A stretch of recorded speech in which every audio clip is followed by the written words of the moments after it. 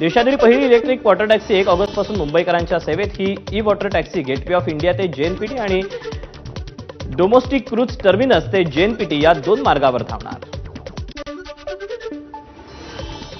नागपुरात धार्मिक स्थळावरील अनधिकृत भोंगे आणि लाऊडस्पीकरवर कारवाई. आतापर्यंत 300 पेक्षा जास्त भोंगे आणि लाऊडस्पीकरवर पोलिसांची कारवाई. नालासोपाऱ्यात विनापरवाना चालकाकडून वाहतूक पोलिसांना मारहाण करणारे दोघं बापलेक असल्याची माहिती. नागपूर हिंसाचाराचा मास्टरमाइंड फहीम खानची जामिनावर सुटका. सत्र न्यायालयाकडून काही अटी शर्तींसह सुटका. येमेनमधील भारतीय नागरिक निमिषा प्रिया यांची फाशी तुर्तास टळली. बिझनेस पार्टनरची हत्या केल्याच्या आरोपात निमिषा 5 वर्षांपासून येमेनी जेलमध्ये.